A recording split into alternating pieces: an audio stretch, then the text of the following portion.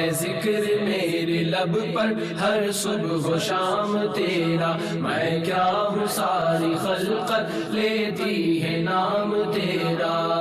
یا رسول اللہ یا حبیب اللہ، یا رسول اللہ یا حبیب اللہ۔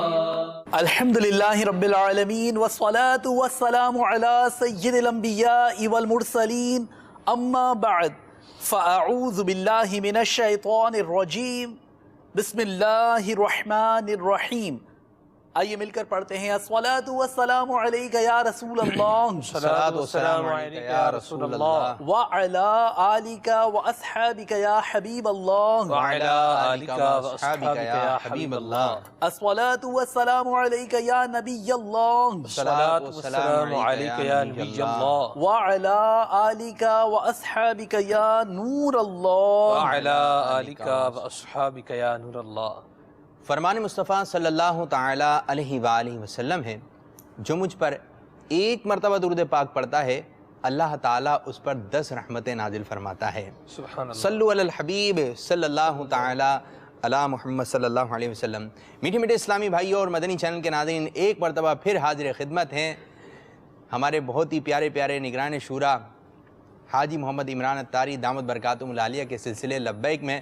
لبیک کا معنی یہ ہے کہ میں حاضر ہوں، اور اس سلسلے کا طریقہ کار یہ ہے کہ انشاءاللہ عز و جل اب سے کچھ دیر کے بعد ہمارے نگران شورا ہمارے ساتھ سلسلے میں شامل ہوں گے، اور ہم نگران شورا سے کچھ مرحلے بھی کرتے ہیں، کچھ سیگمنٹ ہوتے ہیں ان کے درمیان، اور بڑا ہی دلچسپ وہ مرحلہ ہوتا ہے۔ آپ اس سلسلے کو اول تا آخر دیکھیے گا، اس کی برکت حاصل کیجیے گا۔ نگران شورا سے ہم کوئی بھی بات کر سکتے ہیں، جیسے کہ آپ کے ذہن میں اپنا کوئی مسئلہ ہے یا کسی کو کوئی مسئلہ ہے، اچھا کسی بارے میں آپ نگران شورا کا اپنا تجربہ، ذاتی تجربہ جاننا چاہتے ہیں، تو آپ اس کے متعلق بھی کالز کے ذریعے نگران شورا سے بات چیت کر سکتے ہیں، اور نگران شورا اور بڑے ہی میٹھے میٹھے انداز میں، بڑے پیارے پیارے انداز میں جو ہے آپ کے مسئلے کا حل جو ہے وہ ارشاد فرما دیتے ہیں۔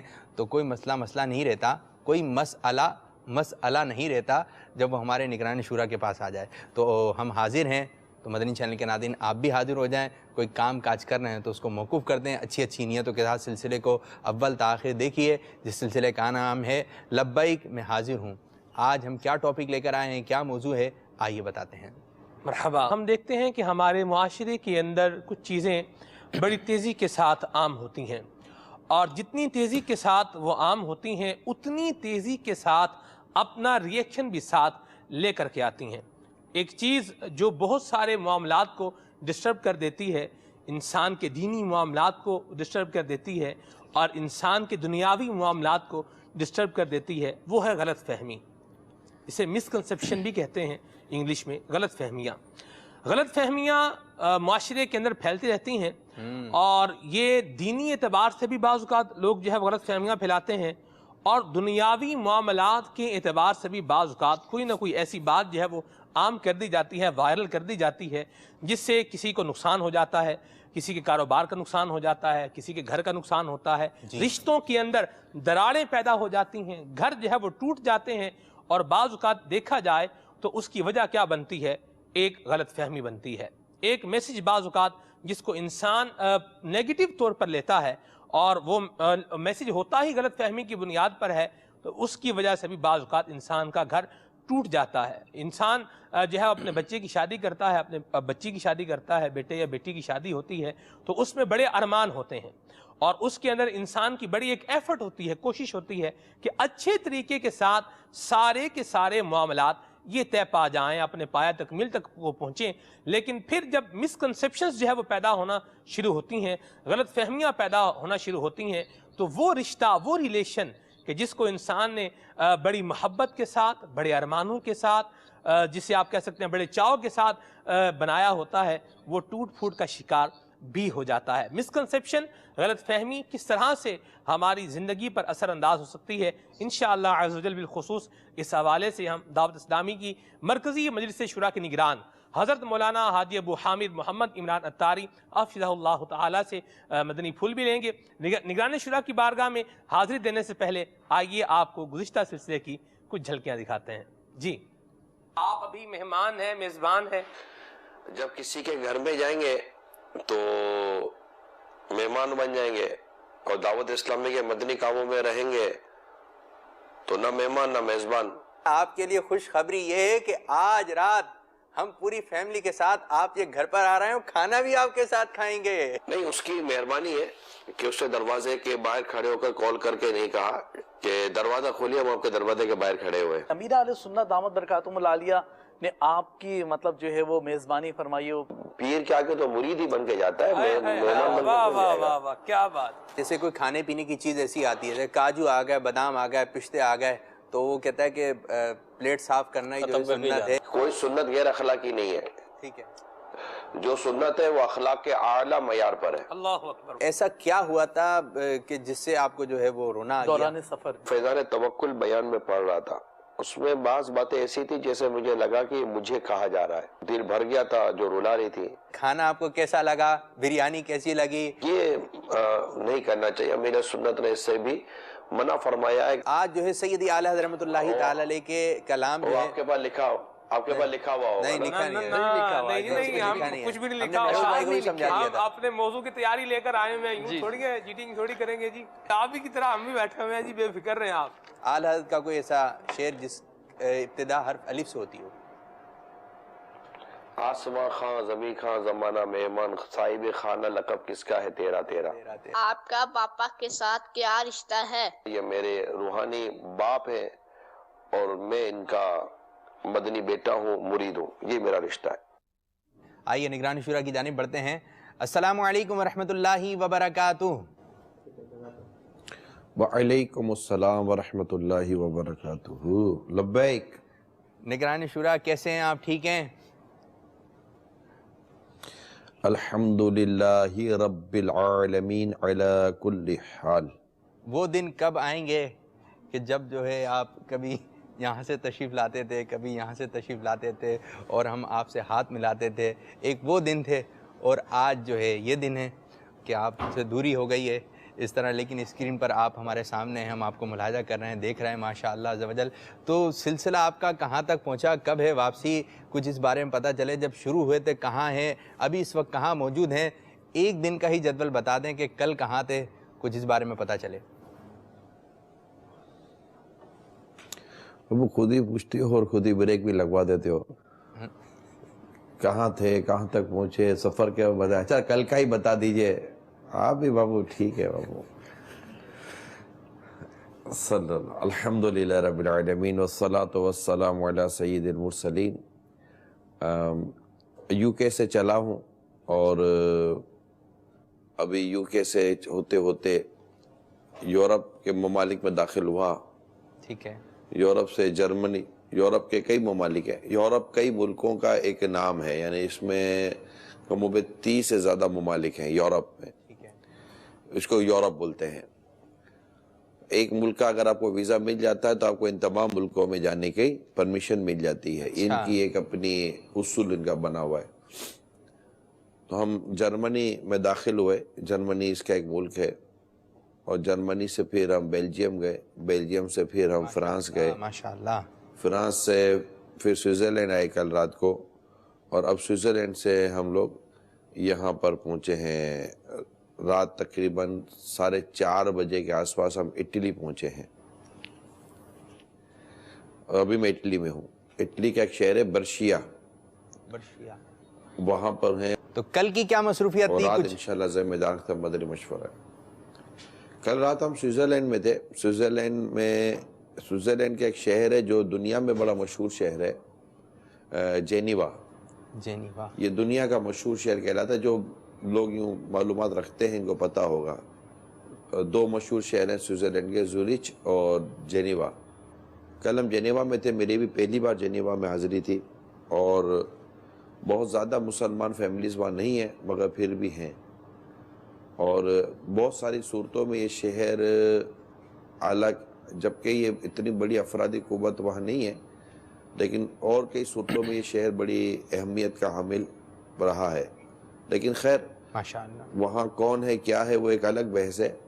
مسئلہ یہ ہے کہ کل بھی ہمارے سامنے جو بات ڈکلیئر ہوئی، بلکہ ایک اسلامی بھائی جو ہمارے ساتھ تھے وہ رو پڑے تھے کہ یہاں کچھ ہونا چاہیے مگر کچھ ہو نہیں رہا ہے.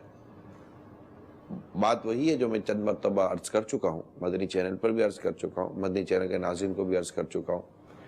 بات وہی ہے کہ کئی ممالک ایسے ہیں جن میں مسلمان رہ رہے ہیں مگر وہ پریشان ہیں اپنے مستقبل، بچوں کا مستقبل، اپنا مستقبل، جس میں خاص طور پر مذہبی مستقبل کی امپورٹنس ہے، تو وہ پریشان ہیں۔ تو اب لیکن اپنی پریشانی کو دور کیسے کریں، ان کا بھی بیچارے حل نہیں نکال پا رہے۔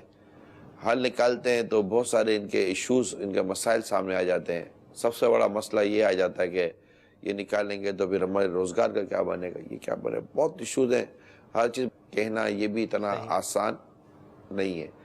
اب تحریک کوشش کرتی ہے، مدنی تحریک جہاں جہاں جاتی ہے ہم ان کو عرض کرتے ہیں ہم آپ کے ساتھ ہیں، لیکن ظاہر ہے کہ دنیا میں جہاں بھی ہم جاتے ہیں اس ملک کے اپنے قانون ہیں، ہم اس قانون کے مطابق اس قانون میں رہ کر دعوت اسلامی کا وہاں کام کرنے کا ذہن رکھتے ہیں، تو اس میں تھوڑا ٹائم لگتا ہے۔ اللہ خیر فرمائے۔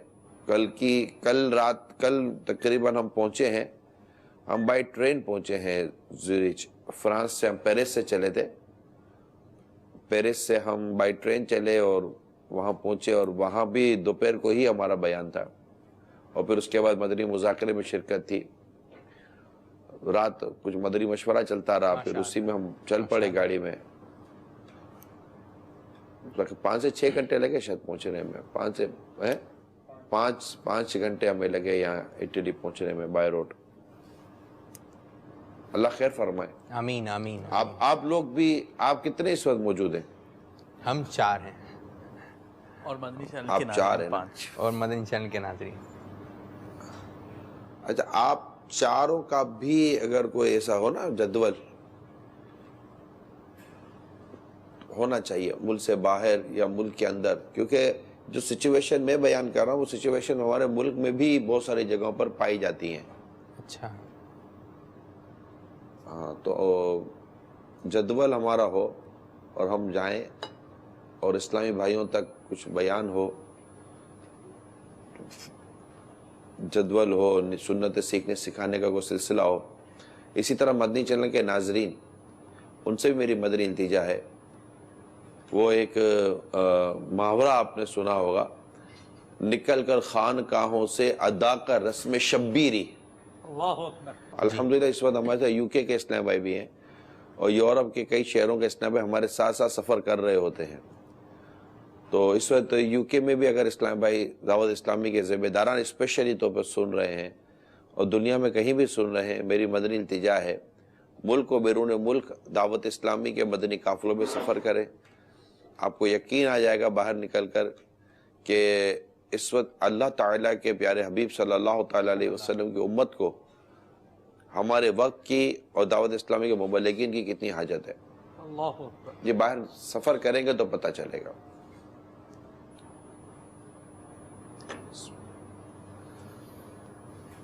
ماشاءاللہ۔ اللہ تبارک و تعالیٰ آپ کی خدمات کو قبول فرمائے، اور آپ نے جو ترغیب ارشاد فرمائی ہے اس پہ بالکل ہم لبیک کہیں گے، اور بالکل لبیک کہنا چاہیے۔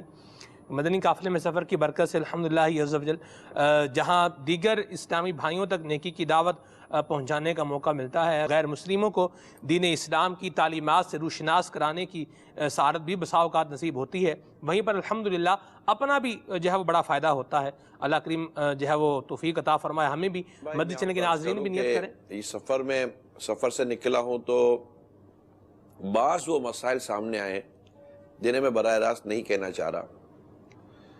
میں آپ کو یقین دلا رہا ہوں، میرے 14 طبق روشن ہو گئے۔ ایسے ایسے مسائل جن کی طرف بالکل توجہ نہیں تھی، میرے گمان میں بھی نہیں تھا کہ سفر پر نکلوں گا یا مدنی قافلے میں ہم نکلیں گے تو یہ مسائل بھی ہمارے سامنے آئیں گے، امت کو درپیش ان مسائل کو بھی دیکھنا پڑے گا۔ اور یہ بھی میں آپ کو بتا دوں کہ یہ بھی ایک عجیب سی کہ کیا ایسا وقت بھی ہم پر آئے گا کہ اب ہمیں ان حالات سے گزرنا پڑے گا۔ اللہ اکبر۔ یہ میں براہ راست نہیں کہنا چاہ رہا، مگر میں آپ بولو تو میں قسم لے لوں گا کہ اتنے ناگفتہ بے معاملات سامنے آئے ہیں کہ میں کیا بیان کروں۔ بھائی صاحب، اس سفر میں آئے پہلی مرتبہ، آپ کا پہلے بھی سفر رہا ہے لیکن آپ کے تاثرات سے معلوم ہو رہا ہے، گفتگو سے ایسا معلوم ہو رہا ہے کہ آج آپ کو شاید جو سفر کیا ہے ان دنوں آپ کو اس ضرور یہ درد ملا ہے کہ پہلے بھی تھا، لیکن جو ایسے مسائل کا سامنا ہوا کہ آپ اس طرح شاہ فرما رہے ہیں کہ میں جو ہے اس کو بیان نہیں کر سکتا لائیو، تو یہ اسی سفر میں ہوا حضرت؟ اصل میں مسئلہ یہ ہے باپو کہ ہمارے مجلس کے اور ہمارے اراکین شورا اور دیگر ذمہ داران جو جن مدنی مشوروں میں شرکت فرماتے ہیں، جنہیں میں خود اپنی کارکردگی بناتا ہوں، دیتا ہوں، جو سفر میں سامنے چیزیں آتی ہیں، تجربات آتے ہیں، میری موٹی عقل میں جو حل آتے ہیں، وہ میں دوران سفر تحریر کرتا رہتا ہوں اور تحریر کر کے اپنے ذمہ داران تک ہاتھوں ہاتھ بھیجتا رہتا ہوں۔ یہ میری کئی سفروں کی روٹین ہوتی ہے تاکہ وہ کچھ پینڈنگ نہ ہو جائے اور بیہائنڈ دا سین یعنی پیچھے سے ایک کام ہوتا رہے۔ ہم واپس جائیں گے، واپس جا کر بیٹھیں گے، ٹائم نکالیں گے، پھر کریں گے، تو یہ بہت ڈیلے ہو جاتا ہے، اور اس وقت پینڈنگ یا ڈیلے کے ہم متحمل نہیں ہیں۔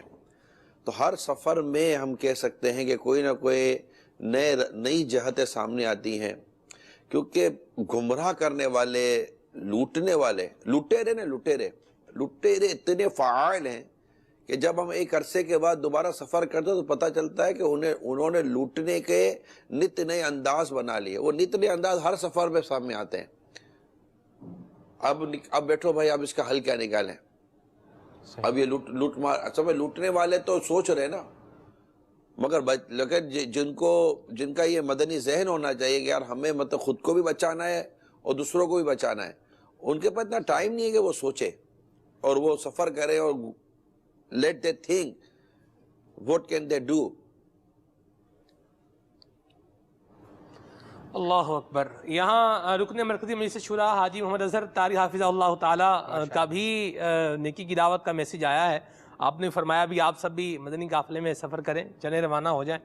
انشاءاللہ میں بھی نیت کرتا ہوں انشاءاللہ عزوجل 3 دن کے مدنی قافلے میں ضرور سفر کروں گا۔ ماشاءاللہ۔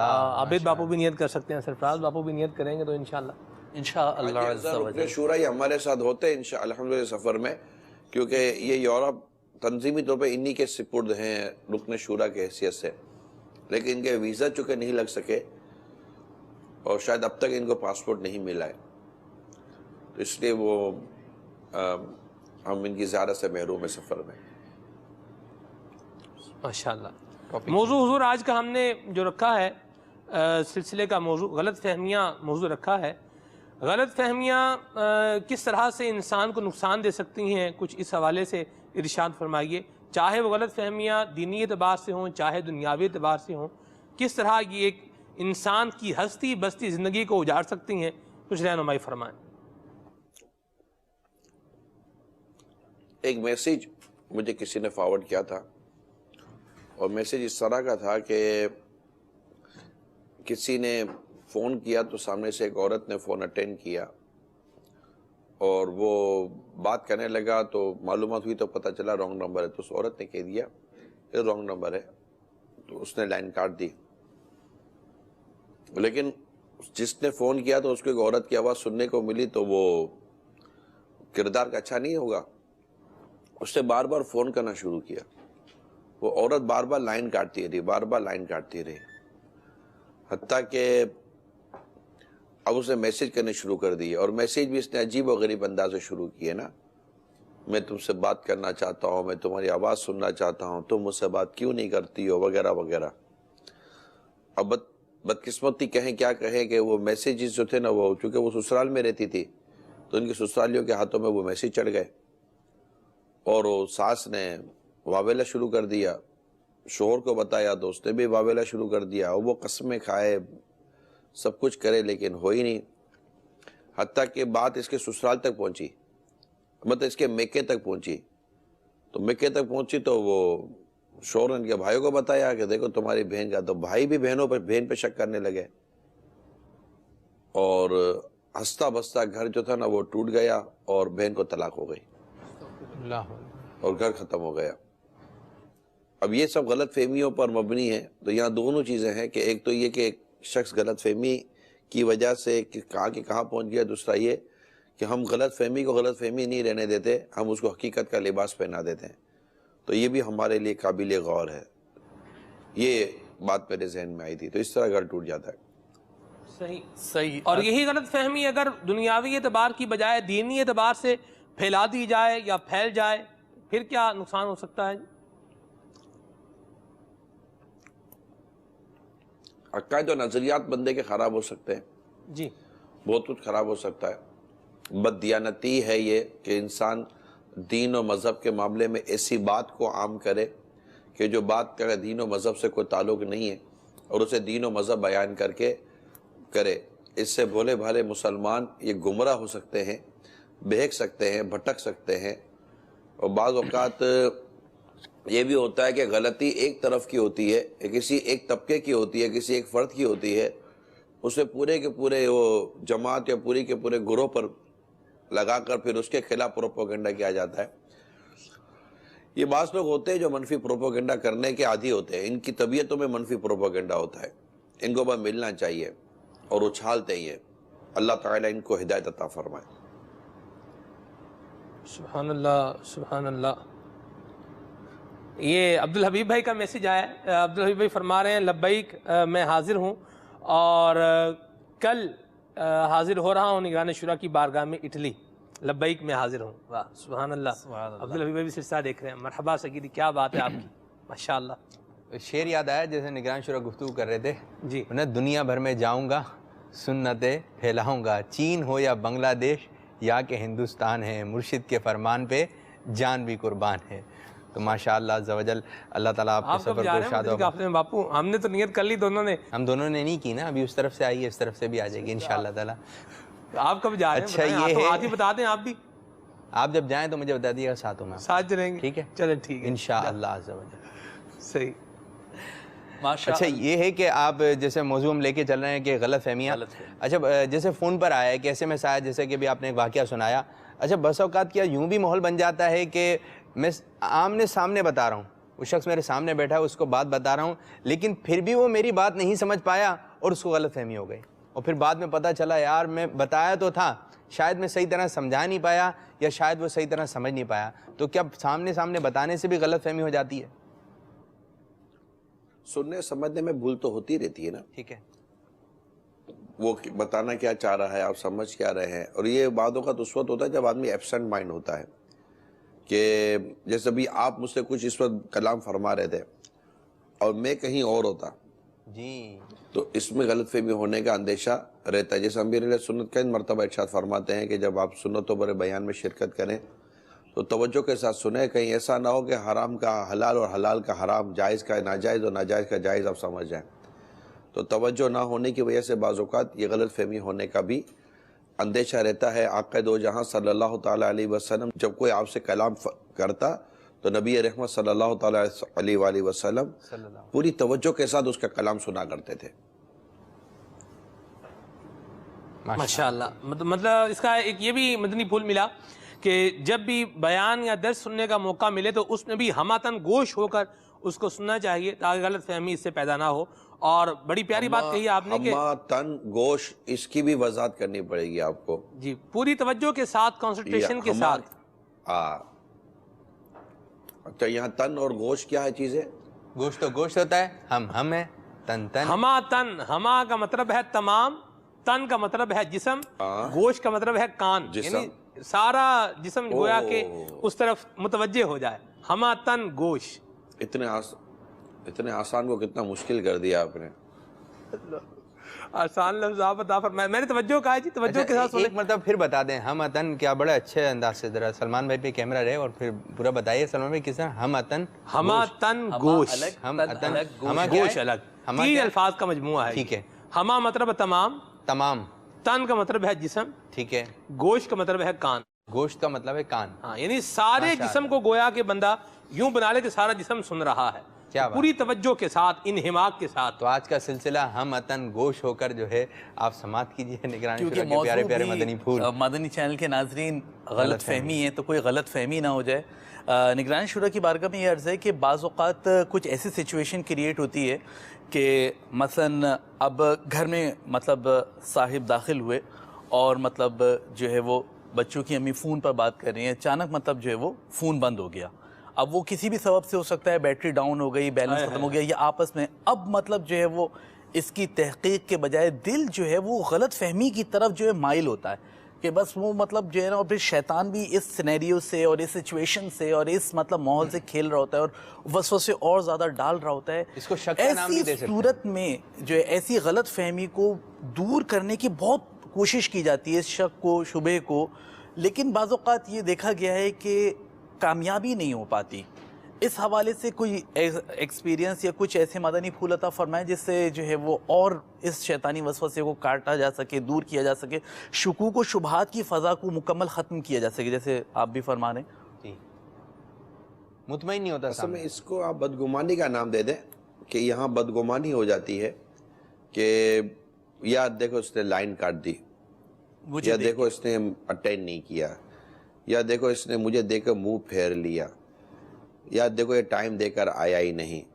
تو ایسے بات سن تو بدگمانی پیدا ہوتی ہے. تو پہلے تو بدگمانی کو سمجھ لیں کہ اعلیٰ حضرت امام اہل سنت رحمۃ اللہ تعالیٰ علیہ فرماتے ہیں کہ بدگمانی یہ خبیث باطن سے پیدا ہوتی ہے.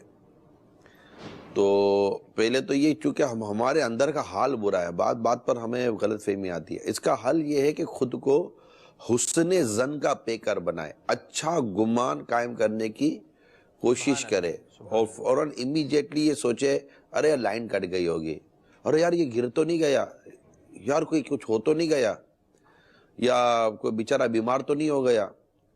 مثال کے طور پر کہ ایک شخص بات کر رہا ہے، بات کرتے کرتے اس کو دیکھا کہ بچہ کہیں گر رہا ہے تو دھار کر کے بھاگے گا نا. تو اس طرح کی بہت چیزیں ہوتی ہیں. آدمی آ رہا ہوتا ہے، ایکسیڈنٹ ہو جاتا ہے، حادثہ ہو جاتا ہے، بیمار ہو جاتا ہے، پریشان ہو جاتا ہے، کچھ بھی ہو سکتا ہے.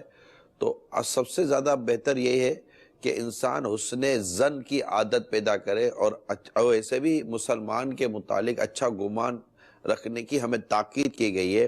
حسن الظن من حسن العبادہ، اچھا گمان یہ اچھی عبادت سے ہے، اور مسلمان کے بارے میں اچھا گمان رکھنا چاہیے. تو ہم اگر اچھے گمان کی عادت بنا لیں گے نا تو ہمارا گھر نہیں ٹوٹے گا. یہاں مطلب پرابلم یہ ہے ہماری محبتیں اتنی کمزور ہیں، اتنی کمزور ہیں ہماری محبتیں. دعوے ہم بڑے بڑے محبتوں کے پیار کے کرتے ہیں، میاں بیوی کو 20 15 سال ہو گئے، 10 سال ہو گئے، اتنا عرصہ ہو گیا، تعلقات کو اتنا عرصہ ہو گیا، لیکن ہم اتنے کمزور ہیں کہ کوئی ہلکی سی غلط فہمی ہماری محبت کے شیشے کو توڑ کر رکھ دیتی ہے. ہلکی سی غلط فہمی، اعتماد نہیں کرتے. اچھا پھر بدقسمتی کے ساتھ ہم جس سے محبت کرتے ہیں، جس سے پیار کرتے ہیں، جس سے ہم تعلق قائم کرتے ہیں، اس کو آزماتے ہیں. اب یار اس کو آزماتے ہیں. بھائی کبھی محبت میں آزمانا ہوتا ہے، کبھی پیار میں آزمانا ہوتا ہے.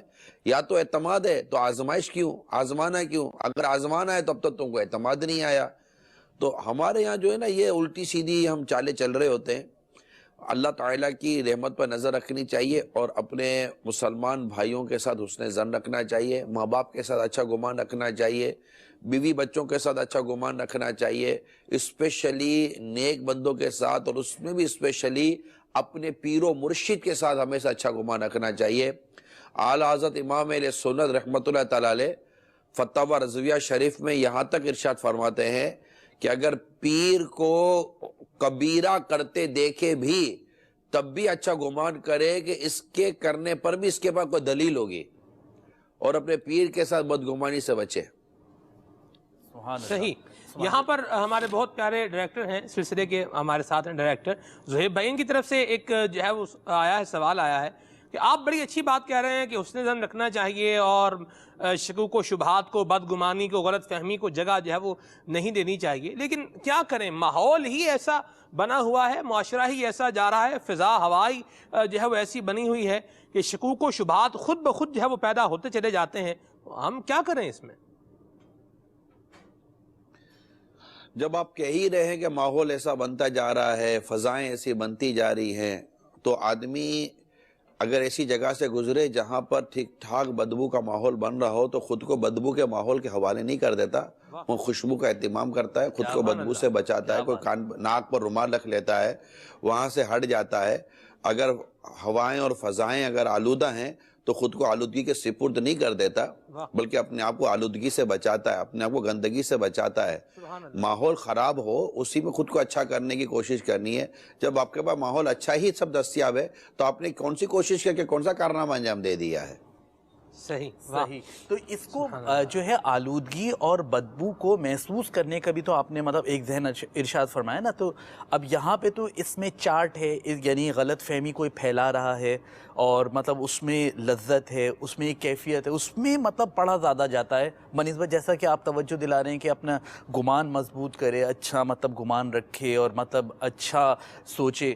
تو اس حوالے سے بھی کس طرح اپنا ذہن بنایا جائے کہ ہم اس معاملے میں کچھ اندر سے مضبوط ہوں، کیونکہ کچھ تو یہ دل کا بھی معاملہ ہے نا کہ اپنا گمان مضبوط کرنا ہے۔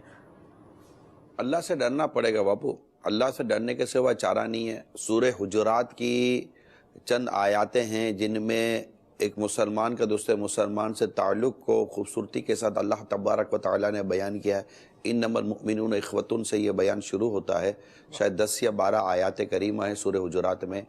اس کو بغور پڑھے اور اس کے مطالب کو اس میں بالخصوص خزائن و عرفان کے اندر اس کو دیکھ لے، اچھا بیان ہے۔ دوسرا سورہ نور کے اندر واقعہ عفق کا بیان ہے۔ میری پیاری بہت ہی پیاری امی جان ام المومنین حضرت سیدتنا عائشہ صدیقہ رضی اللہ تعالی عنہ، جو عالمہ بھی ہیں، مفتیہ بھی ہیں، زاہدہ بھی ہیں، طاہرہ بھی ہیں، اور میرے آقا صلی اللہ تعالی علیہ وسلم کو بہت پیاری ہیں۔ ان کے ذریعے امت کی اصلاح ہوئی ہے اور انہوں نے امت پر بڑے احسان کیے ہیں، اور ان کا کردار، ان کے معاملات بلے عرفہ اور اعلیٰ ہیں۔ تو ان کے بارے میں منافقین نے بدگمانیاں پھیلائیں اور ان کے بارے میں غلط فہمیاں، بہتان عام کیا، جس کا واقعہ عفق کا بیان قرآن کریم کے سورہ نور میں موجود ہے، اور اس کو قرآن کریم نے عفق کہہ کر کہ یہ بڑا بہتان لائے ہیں، کھلا بہتان لائے ہیں، یہ کہہ کر اس پورے واقعے کی تردید خود رب تبارک و تعالیٰ نے کی۔ اور قرآن کریم کی کئی آیات کریمہ میری امی جان، میری جان قربان میری امی جان پر، میری نسلیں قربان میری امی جان پر، ان کی پاکیزگی، ان کی طہارت اور ان کے جو معاملات تھے، ان کا جو اعلیٰ درجے کا کردار تھا، تو سورہ نور کی 17 آیات ان کی شان میں نازل ہوئی ہیں۔ جی ہاں، 17 آیات، ایک شاید میں نے 18 بھی سنی تھی۔ اچھا، تو وہ نازل ہوئی، اور ہم نے جب اس صورتوں کو پڑھیں آپ اور صحیح پڑھیں تو الحمدللہ آپ کی آنکھوں سے محبت ام المومنین عائشہ صدیقہ رضی اللہ تعالیٰ عنہ میں آنسو نکل آئیں گے کہ اللہ تبارک و تعالیٰ نے کتنا اعلیٰ مقام عطا فرمایا، اور وہ کیسا وقت تھا صدیق اکبر رضی اللہ تعالیٰ عنہ پر، سیدنا دیگر صحابہ کرام علیہ رضوان پر، بالخصوص میرے آقا دو جہاں صلی اللہ تعالیٰ علیہ وسلم پر، اور خود میری امی جان ام المومنین عائشہ صدیقہ رضی اللہ تعالیٰ عنہ پر کیسا وقت تھا کہ اتنا مطلب کہ وہ پروپوگنڈا کیا جا رہا تھا، اور اتنی شد و مت کے ساتھ منافقین نے یہ سارے کام کیے تھے، اللہ کی پناہ۔ تو اس طرح کی چیزیں ہوتی ہیں، لیکن مسلمانوں کو چاہیے کہ ان سے بچے۔ اچھا، اب بچنے کے طریقہ کار بھی وہی سورہ نور کے اندر لکھے ہیں کہ تم نے کیوں نہ گواہ مانگ لیے، تم نے کیوں نہ مطلب کہ ان سے ثبوت مانگ لیے، اور شیطان کے اس پر مت چلو، قدموں پہ مت چلو۔ پھر ان کے لیے وعیدیں ہیں جو چاہتے ہیں کہ مسلمانوں میں برا چرچا پھیلے۔ ظاہر ان آیات کریمہ کی میں پڑھ کے نہیں آیا تو، مگر وہ سورہ نور میں وہ پڑھی جا سکتی ہیں الحمدللہ رب العالمین۔ شاید 10ویں یا 11ویں آیات سے یہ مضمون شروع ہوتا ہے سورہ نور کے اندر، تو وہاں پر دیکھ لیا جائے تو انشاءاللہ تعالی یہ تمام چیزیں ہیں جو کہ انسان کو، جو سب باپو نے فرمایا نا کہ وہ کیا ہے جس سے خود کو بچائے، تو قرآن کریم کا نور ہے نا جو اپنے دل میں بسا ہے۔ جب دل میں قرآن کریم کی تعلیمات کا نور پیدا ہوگا تو بدگمانی کا اندھیرا دور ہوگا۔ کیا بات ہے، سبحان اللہ۔ آقا دو جہاں صلی اللہ تعالیٰ علیہ وآلہ وسلم کی حدیثیں پڑھے، بدگمانی سے بچنے پر، حسد سے بچنے پر، غیبت سے بچنے پر، تہمت سے بچنے پر، بہتان سے بچنے پر، اپنے مسلمان بھائیوں کے لیے اچھا گمان رکھنے پر، یہ ساری چیزیں پڑھے۔ اچھا، یہ ایک پہلو تو ہے، لیکن میں دوسرا پہلو بھی اگر اجازت ہو تو عرض کر دوں۔ ارشاد۔ یہ تو ایک پہلو ہے کہ خود کو بدگمانی سے اور ان چیزوں سے بچانا ہے. دوسرا پہلو یہ ہے کہ خود کو ان کاموں سے بھی بچانا ہے جس کی وجہ سے لوگ آپ کو دیکھ کر بدگمان ہوں یا غلط فہمی کا شکار ہو جائیں. بالکل. حدیث پاک بعض میں لوگ بھی ہے، کہتے ہیں کہ یار اب جی حدیث پاک میں بھی ہے، نبی کریم صلی اللہ تعالی علیہ وآلہ وسلم نے ارشاد فرمایا کہ ایسی جگہوں سے اپنے آپ کو بچاؤ جہاں سے تمہیں تہمت جھاول لگ سکے. اتقوا مواضع التہمہ. جی بالکل. اور اعلیٰ حضرت امام علیہ سنت رحمۃ اللہ تعالیٰ علیہ نے بھی کئی یہ اس طرح کی روایتیں جمع کی ہیں جن کے مضامین اسی طرح کے کہ ان باتوں سے بچو جو کانوں کو بری لگیں. صحیح. حتیٰ کہ اعلیٰ حضرت امام علیہ سنت رحمۃ اللہ تعالیٰ علیہ نے یہاں تک فرمایا ہے کہ جس طرح برے کاموں سے بچنا ضروری ہے اس طرح برے نام سے بچنا ضروری ہے کہ تم پر کوئی برے نام کی تہمت لگا دے یا تمہیں کوئی برے نام سے بلائے. ان کاموں سے اپنے آپ کو بچانا چاہیے. تو یہ مطلب کہ ہمارے سامنے سرکار دو جہاں صلی اللہ تعالیٰ علیہ وآلہ وسلم کی سیرت مبارکہ ہے، صحابہ کرام کی سیرت مبارکہ. بعض لوگ کہتے ہیں کہ بھائی ٹھیک ہے اس کو میری مرضی ہے میں جو چاہے کروں. آپ کی مرضی نہیں ہے آپ جو چاہے کریں. آپ معاشرے میں رہتے ہیں، آپ لوگوں کے درمیان رہتے ہیں، سوسائٹی میں رہتے ہیں. آپ کی مرضی آپ جو چاہے کریں گے اس کا مطلب کیا ہوا؟ جنگل میں تھوڑی رہتے، انسانوں میں رہتے ہیں. آپ کو ہزاروں آنکھیں دیکھ رہی ہیں، آپ کو ہزاروں کان سن رہے ہیں.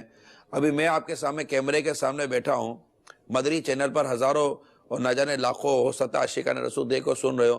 میری مرضی ہے میں جو چاہے کروں. میرے سامنے کچھ چیزیں رکھی ہوئی ہیں میں نہیں اٹھا رہا ہوں، حالانکہ میرا دل کر رہا اٹھانے کا، وہ دکھاؤں گا بھی نہیں. لیکن مجھے پتہ ہے کہ میں اگر یہ کروں گا تو مجھے اس کی وضاحتیں کرنی پڑیں گی، کیونکہ بغیر وضاحت کے اگر میں کروں گا تو پرابلم ہو جائے گا.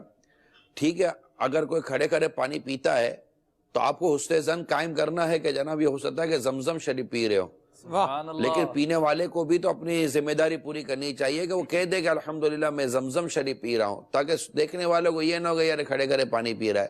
جبکہ کھڑے کھڑے پانی پینا یہ گناہ نہیں ہے، لیکن ہمارے یہاں ایک عرف ہے کہ یار بیٹھ کر پانی پینا سنت ہے، اور یہ سنت بھی ہے اور ہمارے بیٹھ کر پانی پینے کی ترغیب ہے.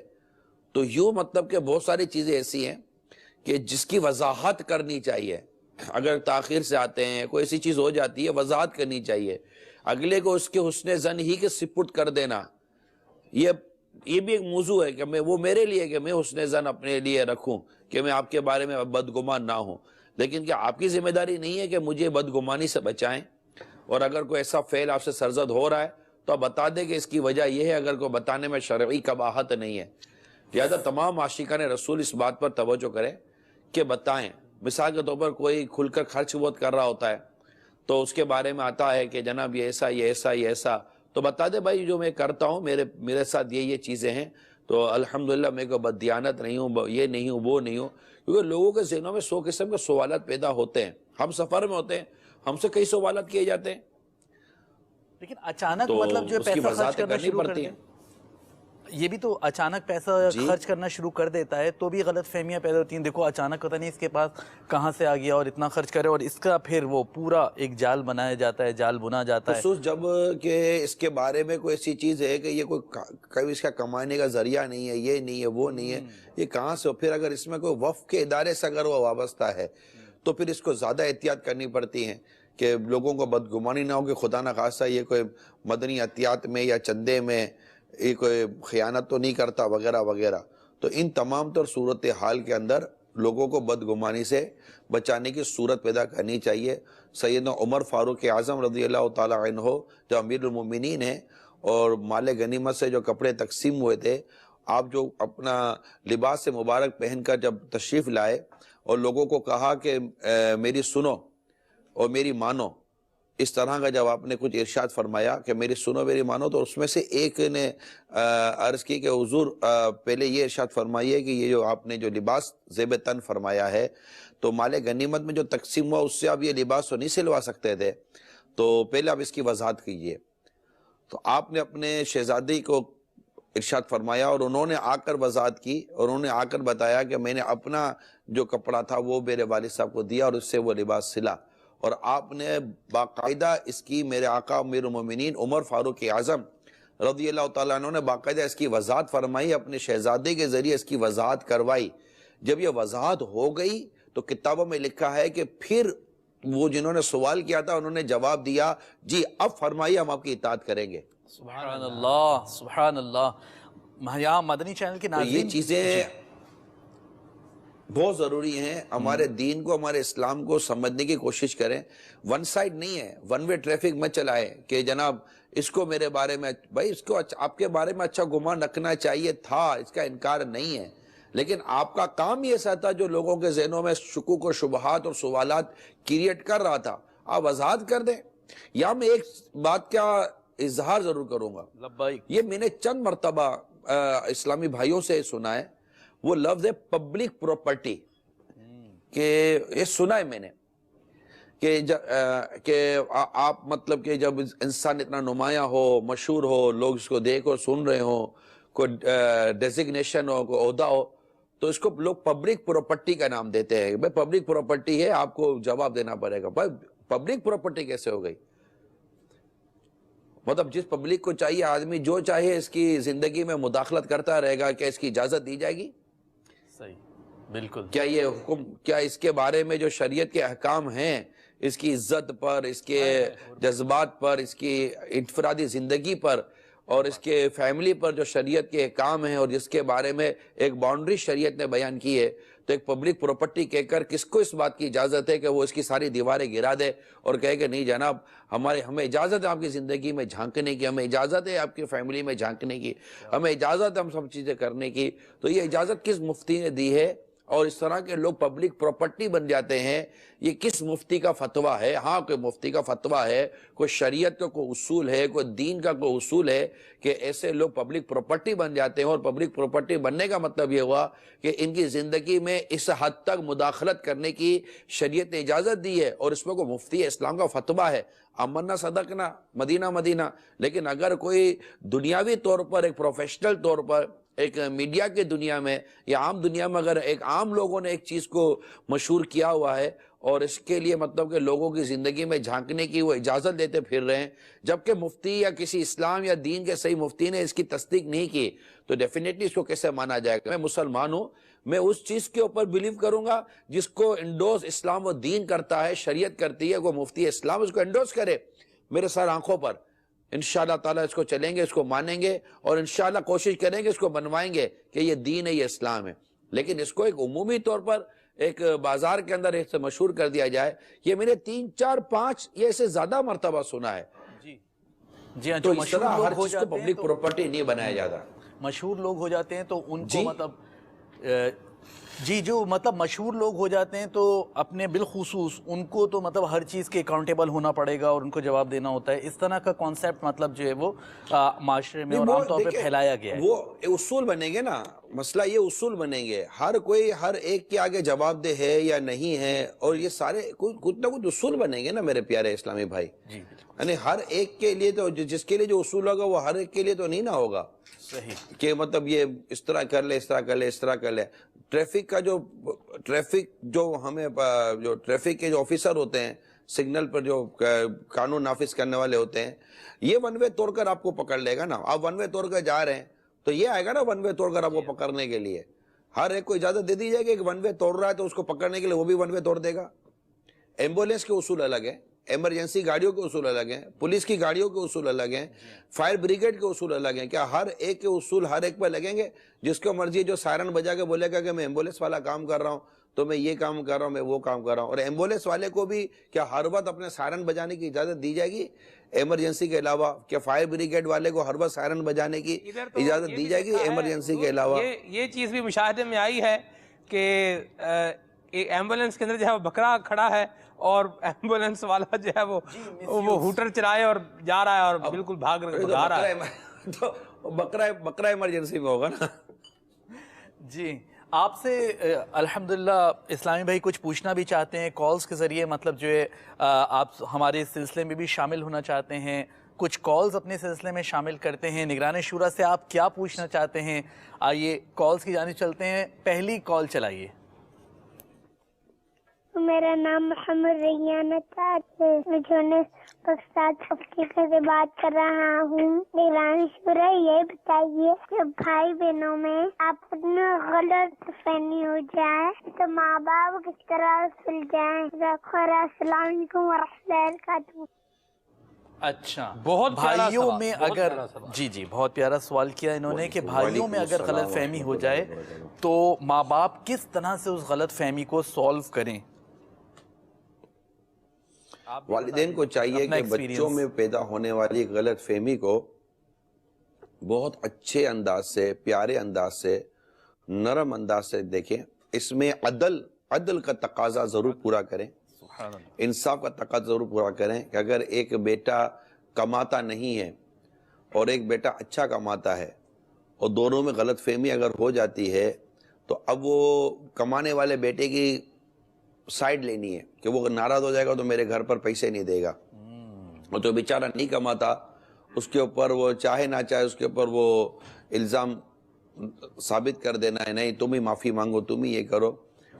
کوشش کرنی چاہیے کہ دونوں سے ایک تو علیحدہ علیحدہ بات ہو جائے، پھر دونوں کو بیٹھ کر دونوں کی صلح کروا دی جائے، اور اس میں صلح کروانے کا چونکہ آپ ماں باپ کوشش کر رہے ہیں تو اس لیے ان کو ایک تو ون سائڈ نہیں ہونا ہے، دوسرا ہے کہ ان کو جذباتی بھی نہیں ہونا ہے۔ اچھا، کہ اگر بچے آپس میں تھوڑا سا چیخے چلائیں اور آوازیں بلند کریں تب بھی ان کو نرمی اور پیار اور محبت کے ساتھ ہی ان کا معاملہ حل کرنا ہے، اور عدل و انصاف کے تقاضے ضرور پورے کرنے ہیں۔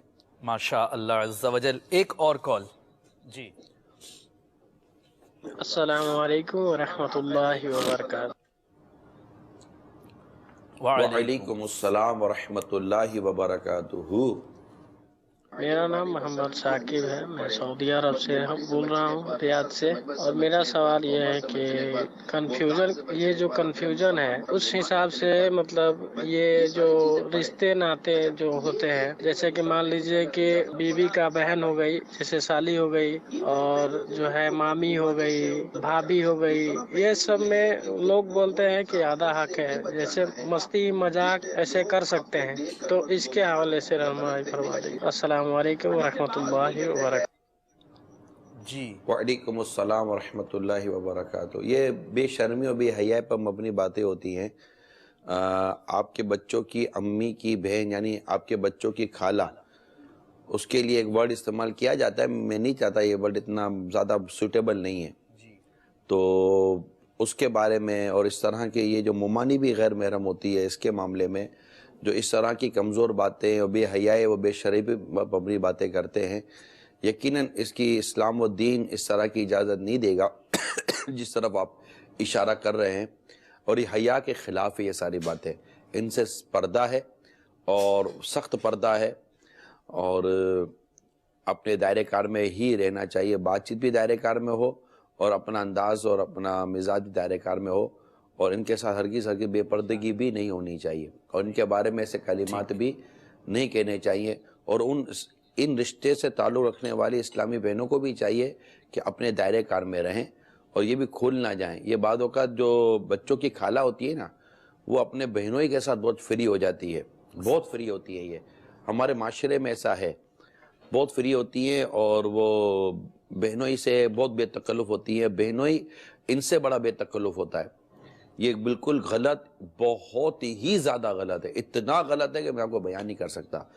یعنی یوں سمجھیے کہ ایک طرف یہ بے تکلف زیادہ ہو رہی ہوتی ہے، دوسری طرف دیور اور بھابھی دیور سے بے تکلف زیادہ ہو رہی ہے، وہاں وہ اپنے بہنوں ہی سے بے تکلف زیادہ ہو رہی ہے۔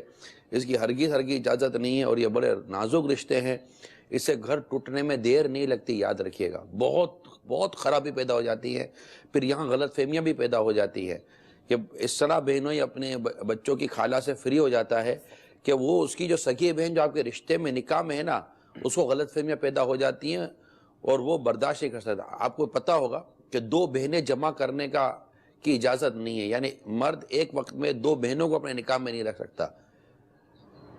مرد ایک وقت میں 4 بیویوں کو اپنے ساتھ رکھ سکتا ہے جبکہ ان کے حقوق ادا کرے۔ شریعت اس کی اجازت اگرچہ دی ہے، جو قیودات اس کے موجود ہیں، اس کی جو بھی صورت کنڈیشنز ہیں، لیکن اس میں بھی 2 بہنوں کو جمع کرنے کی اجازت نہیں ہے، کیونکہ یہ 2 بہنوں کا رشتہ جو ہے نا، یہ نفرتوں میں بدل سکتا ہے. اس کی ایک وجہ یہ بھی ہے، اب جس طرح کا یہ بہنوں فری ہو رہا ہوتا ہے یا وہ اس سے بہنوں سے فری ہو رہی ہوتی ہے تو یہ غلط فہمیاں پیدا ہو جاتی ہیں، پھر یہ محبتیں نفرتوں میں بدلیں گی. اسی طرح بھابھی اور دیور میں جب یہ فری شپ پیدا ہوتی ہے تو مرد ہوتا ہے، خدا نہ خواستہ غلط فہمی پیدا ہو جائے. اب بتا، ایک تو حقیقت میں خرابی پیدا ہونے کے اندیشے ہیں، حقیقت میں وہاں غلط فہمی نہیں ہوتی، وہ حقیقت میں خرابی پیدا ہو چکی ہوتی ہے، اللہ کی پناہ. مگر دوسری صورت غلط فہمی کی بھی تو ہے. تو اسلام و دین کی ان باتوں پر عمل کریں گے اپنے گھر میں، خاندان میں، رشتوں میں، تو انشاءاللہ حیا بھی باقی رہے گی اور غلط فہمی سے بھی انشاءاللہ بچے رہیں گے انشاءاللہ عز و جل. ایک اور کال لے لیتے ہیں، اس کے بعد اپنے آئندہ آگے کے مراحل کی طرف چلیں گے انشاءاللہ عز و جل. جی ایک اور کال دے دیجیے. السلام علیکم ورحمۃ اللہ وبرکاتہ. وعلیکم السلام ورحمۃ اللہ وبرکاتہ. نگران شورا نے ابھی ارشاد فرمایا کہ سوئٹزرلینڈ میں کچھ ایسے واقعات، تجربات اور مشاہدات ہوئے جنہیں ابھی میں ڈسکس کرنا نہیں چاہتا. تو نگران شورا کی بارگاہ میں عرض ہے کہ کہیں اسلامی بھائی سفر کرتے ہیں بیرون ممالک، تو وہ بھی ان واقعات کا مشاہدہ کرتے ہوں گے، تو ہو سکتا ہے کہ کچھ ان سے بچاؤ کی تدابیر ہوں، تو کچھ مدنی پھول ارشاد فرما دیں اگر ہو سکے تو. اور موضوع الحمدللہ بہت اچھا ہے، غلط فہمیاں. تو نگران شورا سے پوچھنا یہ چاہوں گا کہ کچھ تو غلط فہمیاں ہو جاتی ہیں اور کچھ غلط فہمیاں پیدا کی جاتی ہیں دو انسانوں کے درمیان یا خاندان میں، تو ان کے بارے میں کیا وعیدیں ہیں؟ سبحان اللہ. جی میں جس موضوع کی طرف جو عرض کر رہا ہوں نا کہ ابھی بول نہیں سکتا، وہ نہیں ہے جس سے مطلب آپ جو عموماً معاشرتی طور پہ خرابیاں ہوتی ہے، تھوڑے سے ہٹ کر چیزیں ہیں اور پورا ایک انٹرنیشنل سینیریو سامنے آتا ہے جس سے پھر ہم کسی اور فورم پہ جا کر اس کی ایک بڑی پوزیٹیوٹی کے ساتھ مثبت انداز سے پھر اس کو ڈسکس کرتے ہیں اور وہاں پر دعوت اسلامی کے دائرہ کار اور طریقہ کار میں رہ کر ہم ان مسائل کو کس طرح حل کر سکتے ہیں اور کس طرح پیارے محبوب صلی اللہ تعالیٰ علیہ وسلم کی پیاری امت کی یہاں پر خیر خواہی مدد کی جا سکتی ہے، اس پر الحمدللہ ہماری مشاورت چلتی ہے، بلکہ چل رہی ہوتی ہے. ڈیورنگ جرنی، دوران سفر بھی چل رہی ہوتی ہے، اس کے کچھ نہ کچھ حل نکل بھی رہے ہوتے ہیں. تو وہ ایک کچھ ایشو سامنے آتے ہیں. جنرلی طور پر تو جو مسائل سامنے آتے ہیں وہ عموماً ہم مدنی چینل پر براہ راست بیان کر بھی دیتے ہیں. دوسری بات جو آپ نے ارشاد فرمائی، بہت اچھی بات کی کہ بعض اوقات غلط فہمیاں پیدا کی جاتی ہیں. ان میں چغل خور اپنا مین کردار ادا کر رہا ہوتا ہے، جس کے بارے میں ہم نعرہ لگاتے ہیں کہ محبتوں کے چور چغل خور چغل خور.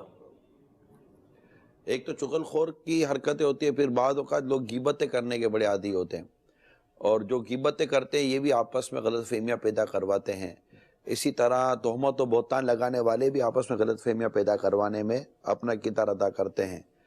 حتیٰ کہ مجھے حدیث تو یاد نہیں ہے مگر حدیث کا ایک خلاصہ یاد ہے، اس طرح خلاصہ یاد ہے کہ جو میاں بیوی میں جدائی کرواتے ہیں نا، ان کے لیے سخت وعیدیں آئیں حدیث میں. اس لیے میری حدیث من عین یاد نہیں ہے مجھے حدیث پراپر، اس لیے میں بیان نہیں کر رہا ہوں. مگر یہ حدیث میں ان کے لیے ڈرایا گیا ان لوگوں کو جو میاں بیوی میں جدائیاں ڈالنے کی کوششیں کرتے ہیں. اب اس میں بس دیکھ لیں کہ کون خدا نہ خواستہ ایسا فرد ہے جو غلط فہمی پیدا کر رہا ہے، ایسے حالات پیدا کرتا ہے جس کی وجہ سے میاں بیویوں میں دوری پیدا ہو جاتی ہے اور معاذ اللہ بعض اوقات گھر ٹوٹ جاتے ہیں. تو گھر توڑنے کے لیے لوگ اپنی تحریکیں چلاتے ہیں. تو ایسے لوگوں کو اللہ سے ڈرنا چاہیے جو میاں بیوی میں غلط فہمیاں پیدا کرواتے ہیں، رشتہ داروں میں غلط فہمیاں پیدا کروا دیتے ہیں. اس میں سب کا نہیں کہتا، ایک طبقہ بھی ہے جس سے بچنا پڑے گا آپ کو. یہ جو گھر میں جو ماسیاں آتی ہیں نا، کام کرنے والیاں، ان سے بھی بچنا چاہیے. یہ دیکھیں سب نہیں ہوتی، اچھی ماسیاں اچھی کام کرنے والیاں بھی ہوتی ہوں گی، میں اس کا انکار نہیں کرتا. لہٰذا کوئی ہر کو اپنے اوپر نہ لے. ہاں جو ایسا کرتا ہے وہ اپنے اوپر لے سکتا ہے، کیونکہ یہ کیا یہ محلے کا کام لیتی ہیں. اس پڑوسی اب یہ 4-5 گھر محلے کے کام لے لیتی ہیں. اب اس کے گھر میں جا کر اس کی باتیں کریں گی، اس کے گھر میں جا کر اس کی باتیں کریں گی، اس کے گھر میں جا کر اس کی باتیں کریں گی. اچھا پھر ایسا بھی ہوتا ہوگا کہ ساس کے گھر میں بھی وہی ماسی ہے، تو بہو کے گھر میں وہی ماسی ہے، دوسری بہو کے گھر میں وہی ماسی ہے. مثال کے طور پہ ایک ہی بلڈنگ کے اندر بہو بھی رہتی ہے، ساس بھی رہتی ہے اور ادھر اسی محلے کے اندر دوسرے گھر کے اندر اس کی بیٹی بھی رہتی ہے، یعنی نند بھی رہتی ہے. اب یہ 4-5 ایک ہی گھر کے کام یہی کرتی ہے. اب ادھر جا کر اس کی بولے گی، اس کی جا کر اس کی بولے گی، اس کی جا کر اس کی بولے گی. اب ایسے جو خدا نہ خواستہ ایسی حرکتیں کرتی ہے، تو ایک بات ہمیشہ یاد رکھے میرے مدنی چینل کے ناظرین، جس نے کسی کی بات آپ کو بتائی ہے نا، بہت بڑا امکان ہے کہ وہ آپ کی بات جا کر کسی اور کو بتائے گا. یہ امیر سنت نے یعنی اس کی فیضان سنت کی طبیعت جلد میں- اول میں یہ بات لکھی ہے کہ جو تمہارے سامنے آ کر کسی کی چغل خوری کر رہا ہے وہ دوسرے کے سامنے جا کر تمہاری چغل خوری بھی کرے گا. جی ہاں. تو یہ بات ہماری سمجھ میں نہیں آتی. اصل میں ہم جب اس کی بات سنتے ہیں تو ہم اپنی بات بھی اس کو دے دیتے ہیں، وہ اس کا تو یہ، اس کا تو یہ، اس کا تو وہ جا کر وہاں بھی بولے گا. تو اس طرح یہ جو چغل خور یا اس طرح کا جو فتنہ پھیلانے والا، یہ بہت ہی گندا فرد ہوتا ہے، جس کے میں نے ابھی آپ کو مثال دی. بہت ہی گندا فرد ہوتا ہے. یعنی میں ذاتی طور پر اسے بہت مجھے کراہیت ہے، ایک عجیب سی عادت ہے. جب کوئی کسی کی بات کرنے بیٹھتا ہے نا تو ایسا کرتا ہے کہ یار کوئی چیز نہیں ہے جو اس کے میں منہ پر لگا دوں کہ تو چپ ہو جا، یا تیری مہربانی تو چپ ہو جا. تجھے کیوں اتنا لطف آتا ہے کسی کے اس طرح کی باتیں کرنے میں؟ اور پھر بیٹھ کر لوگ سنتے ہیں لذتوں کے ساتھ. تو ایسوں کی تو بات سننی نہیں چاہیے، ان کو اپنے قریب بھی نہیں کرنا چاہیے. جی. اور ان کے لیے دعا کرنی چاہیے کہ اللہ تعالیٰ ان کی اصلاح فرمائے. اپنے گھر و خاندان میں بھی نہیں ہونے چاہیے. اور خدا نہ خواستہ اب میں فائنلی یہ کہہ دوں کہ اگر آپ کو کوئی آ کر کوئی ایسی بات کسی کی منفی کرتا ہے جس کے کرنے کی اس کو شریعت نے اجازت نہیں دی ہے، خدا را اس کی بات مت سنیے. نہ شوہر بیوی کے بارے میں سنے، نہ بیوی شوہر کے بارے میں سنے، نہ ماں باپ بچوں کے بارے میں سنے، نہ بچے ماں باپ کے بارے میں سنے. کوئی کسی کے بارے میں نہ سنے. اتنا سینس بھی ہم میں نہیں ہے کہ کوئی آ کر مجھے کسی کے بارے میں کہہ رہا ہے اور میں اس کی بات پہ یقین کر کے اسے دور ہو جاؤں. اسپیشلی اپنے پیر صاحب کے بارے میں تو سننا ہی نہیں چاہیے. یعنی کہ کیسا مرید ہے، تف ایسے مرید کے اوپر کہ جو کان لگا کر اپنے پیر کی کمزوریاں، خرابیاں، برائیاں سنے، کان لگا کر، اور اسی صحبتوں میں بیٹھے جہاں اس کے پیر جامع شرائط پیر کی برائیاں کی جاتی ہوں یا خرابیاں بیان کی جاتی ہوں، یا پیر کے بارے میں کوئی کمزور پہلو بیان کیا جاتا ہو. تم آج تک ایسے مرید ہی نہیں بن سکے، یہ تمہیں پتہ ہی نہیں کہ میرا پیر یہ کر ہی نہیں سکتا. اتنا تو کانفیڈنس ہونا چاہیے اللہ کہ محفوظ میرے فرمائے. پیر صاحب یہ کیسے کر سکتے ہیں، میرے پیر صاحب سے یہ کیسے صادر ہو سکتا ہے، میرے پیر صاحب ایسا نہیں کر سکتے. اتنی معرفت تو پیر کی ہونی چاہیے نا، اتنی معرفت پیر کی ہونی چاہیے. وہ صدیق اکبر رضی اللہ تعالیٰ عنہ سے کہا نا کہ سنا آپ نے، آپ کے صاحب فرماتے ہیں کہ وہ راتوں رات وہ معراج کا واقعہ جو تھا، جی. تو صدیق اکبر رضی اللہ تعالیٰ عنہ سے جب کہا گیا تو آپ نے کیا ارشاد فرمایا؟ میرے آقا نے فرمایا، صحیح فرمایا ہے. واہ. یہ معرفت تھی صدیق اکبر رضی اللہ تعالیٰ عنہ کو نبی پاک صلی اللہ تعالیٰ علیہ وسلم سے. کیا بات ہے. تو کم از کم مرید کو اتنی تو معرفت ہو اپنے پیر کے ساتھ کہ پیر کے بارے میں اگر کوئی کمزور بات کرے تو مرید کہہ سکے کہ میرے پیر سے یہ ہو ہی نہیں سکتا، پوسیبل ہی نہیں ہے میرا پیر ایسا کرے گا. اور ایسی صحبت میں بیٹھنا بھی نہیں چاہیے میٹھے میٹھے اسلامی بھائیوں، جہاں آپ کی ماں باپ کی برائیاں ہوتی ہوں. جو شوہر دیکھے کہ فلاں جگہ پر میرے بیوی کی کمزوریاں بیان ہوتی ہیں، بیوی دیکھے کہ فلاں جگہ میرے شوہر کی کمزوریاں بیان ہوتی ہیں، ماں باپ دیکھے کہ اولاد کے بارے میں، اولاد دیکھے کہ ماں باپ کے بارے میں، پلیز ایسی صحبتوں میں مت بیٹھا کرے.